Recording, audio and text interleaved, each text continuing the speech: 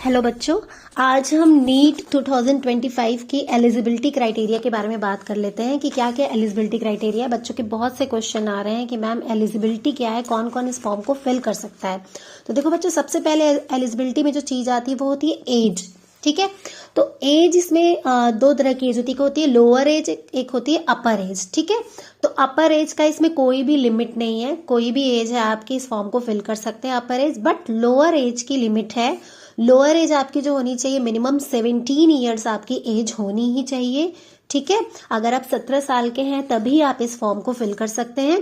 अब 17 साल कैसे, बच्चे बहुत कंफ्यूज हो जाते हैं कि मेरा इस मंथ में बर्थडे है, डेट है, तो कैसे 17 साल हम प्लस करें। तो आपको क्या करना है इसमें, देखिए बहुत सिंपल सी बात है। जिन भी बच्चों का डेट ऑफ बर्थ 2008 में है, ठीक है, जो भी बच्चे 2008 में जिनका जन्म हुआ है, चाहे वो कोई भी मंथ हो, जनवरी फरवरी दिसंबर तक कोई भी मंथ हो, वो बच्चा 17 साल का है। ठीक है, वो बच्चा इस फॉर्म को फिल कर सकता है। लेकिन जिन बच्चों का 2008 के बाद का बर्थ है, जैसे 2009, 10, 11, वो बच्चा 17 साल का नहीं है, वो 16, 15, 14 साल का हुआ। ठीक है, तो वो बच्चा इस फॉर्म को नहीं फिल कर सकता है।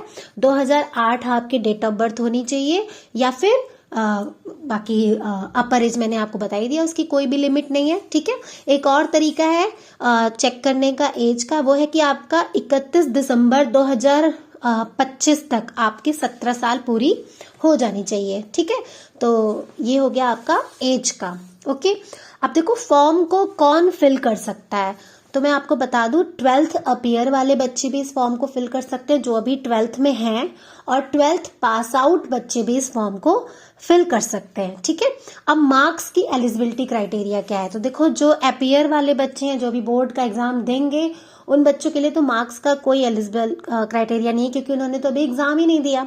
लेकिन जो बच्चे 12th पास आउट है, उनका क्या है, अगर वो बच्चा जनरल कैटेगरी से है, ठीक है, तो उसके marks physics, chemistry, bio, English, इन 4 सब्जेक्ट का टोटल परसेंटेज 50% मिनिमम होना जरूरी है, तो ही वो बच्चा नीट का फॉर्म भर सकता है। यही बात करें SC, ST और OBC, PWD वाले बच्चों के लिए, तो इन बच्चों का इन्हीं सब्जेक्ट में 40% मार्क्स मिनिमम होना चाहिए, तभी वो फॉर्म फिल कर सकता है। अब देखो जो बच्चा जनरल या फिर EWS कैटेगरी का है और वो PWD कैंडिडेट है, तो उसका मिनिमम 45% मार्क्स होना जरूरी है। ओके, देखो नेक्स्ट क्वेश्चन बच्चों का होता है कि मैम मैंने NIOS से या फिर ओपन स्कूल से स्कूलिंग की है, तो क्या मैं इस फॉर्म को फिल कर सकती हूँ या कर सकता हूँ। तो हाँ बच्चे, आप बिल्कुल इस फॉर्म को फिल कर सकते हैं। ठीक, नेक्स्ट मैं आपको भी बता दूं, देखो बच्चों नीट का फॉर्म तो फिल करते हैं, पर उन्हें बस ये होता है डॉक्टर बनना है, इसलिए नीट का फॉर्म फिल करना है। तो देखो नीट का एग्जाम क्लियर करने के बाद आप कौन कौन से मेडिकल कोर्स में एडमिशन पा सकते हो। ठीक है, तो एक तो आपका है MBBS, दूसरा BDS, तीसरा BAMS, चौथा BHMS और पांचवा है आपका BUMS। ठीक है, इन मेडिकल कोर्सेज में आप एडमिशन ले पाओगे। ओके, उसके बाद देखिए बच्चा, जो मोड ऑफ एग्जाम है वो आपका ऑफलाइन होगा। ठीक है, जैसे पहले होता था वैसे ही ऑफलाइन पेपर होगा।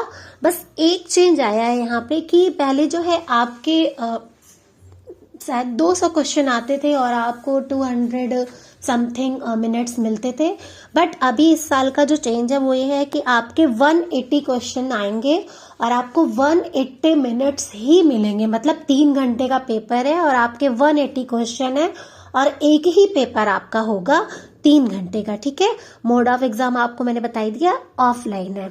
ओके, ठीक, अब देखो नेक्स्ट जो है आपका यहाँ पे अगर बात करें कि सिलेबस क्या है, तो सिलेबस बच्चों आपका जो लास्ट ईयर तक सिलेबस था वही सेम सिलेबस है। ठीक है, तो आप इस फॉर्म को फिल करिए और इसमें कोई प्रॉब्लम नहीं है फॉर्म को फिल करने में। जो मैंने आपको बता दिया यही एलिजिबिलिटी क्राइटेरिया है। अगर ये एलिजिबल चीजें आपके पास है तो आप इस फॉर्म को फिल कर सकते हैं। सो प्लीज बच्चों, मेरे और अपडेटेड वीडियो के लिए प्लीज मेरे चैनल को लाइक, शेयर और सब्सक्राइब जरूर करें। Thank you.